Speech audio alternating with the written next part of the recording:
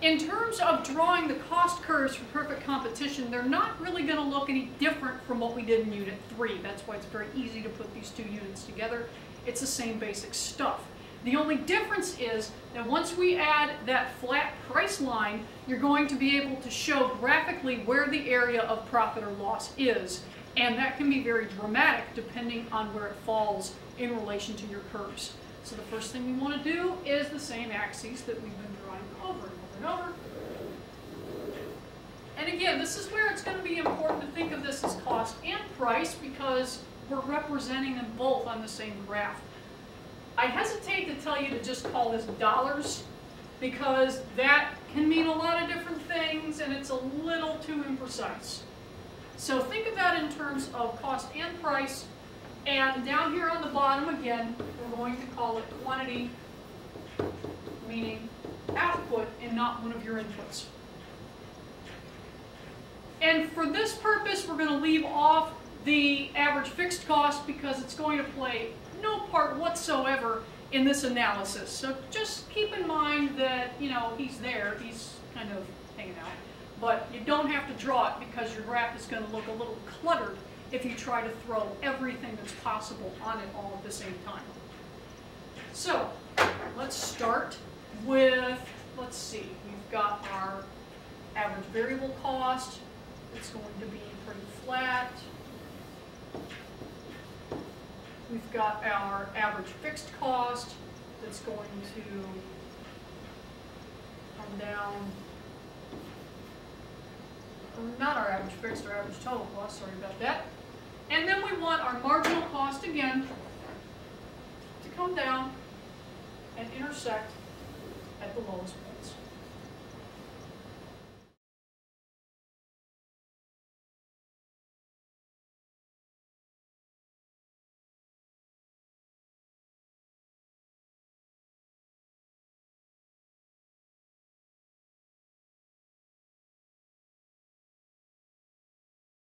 So this is our nice starting point for these two, and we want to make sure that we can tell where those points of intersection are. So we know the cost of the firm. In order for the firm to decide its level of production, we have to know where its marginal revenue is because we want marginal revenue to equal marginal cost. And if marginal revenue isn't on here, then we got half the picture and it does us absolutely no good whatsoever. So let's say, for example, that in this market, and we'll just go with widgets again. Widgets are very,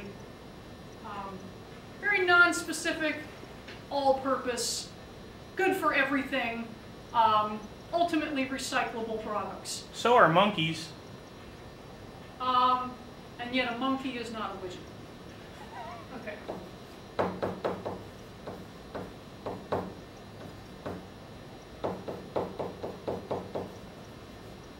And we want to make sure that we keep in mind that this is the firm.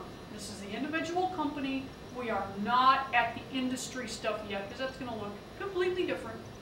It's going to be much easier, but it's going to be different. So let's say that, you know, there is a very high demand for widgets this season. Woohoo! Widgets are in style. Everybody's got to have a widget. The price is way up here. Okay? And remember, price equals marginal revenue equals demand.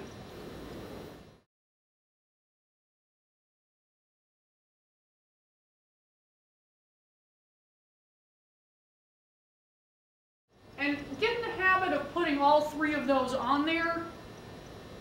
It's a lot better, it's a lot easier not to get them confused if you remember that they're all the same thing in perfect competition. So we want to know where marginal cost equals marginal revenue, but we also want to understand where our supply curve is on this graph. Do not add another line on here to represent supply. Your supply curve is going to be your marginal cost curve from this minimum right here up. So that's supply. because the firm is not going to produce lower than its average variable cost. Because at that point, they're meeting none of their costs. They're doing nothing but losing money. They would probably at least shut down in the short run, and in the long run, they would exit the industry. Because if you're doing nothing but losing money all the time, then why bother? It's just not a good idea. Okay, so now we have our marginal cost, our marginal revenue, which is the same up in this area as supply and demand. And as you know, you want to produce where supply and demand intersect. So this is our quantity.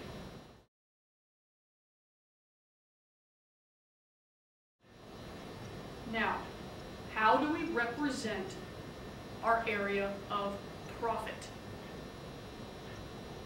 We know the firm is making a profit because this price is higher than this cost. And you probably know that what we want to do is represent some rectangle for where this is actually coming into play. What do? You want to drop down to your average total cost. You want to go out to your price line. This region is your profit. Profit represents the difference between your revenue and your cost. Now, one of the books that we've used in class shows this as economic profit. Some of you had a question about how that's possible, because are we representing all of our implicit costs on this graph? The answer is probably not. When I was an economics student, I don't remember calling this anything but just profit. So I think if you just label it profit, you're not being so specific that it's wrong, and an AP reader will still be able to tell that you know what you're talking about.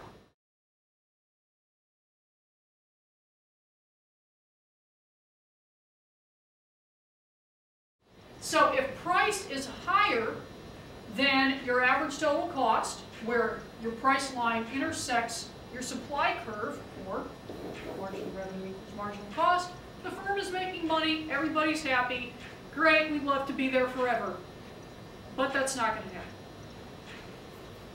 Because in a perfectly competitive market, where there are no barriers to entry, it's super easy to get in on the action, and virtually anybody can get into this without having a whole lot of money to spend, other people go, oh wait, there's profit.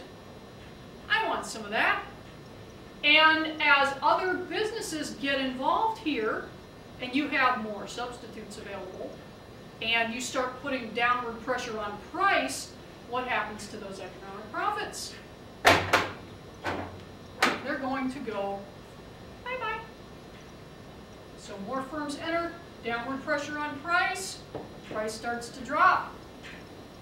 If it drops to this line right here, okay, we're still making a profit.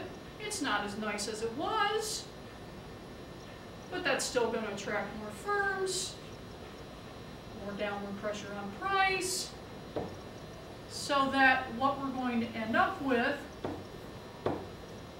is a situation where your price is going to drop.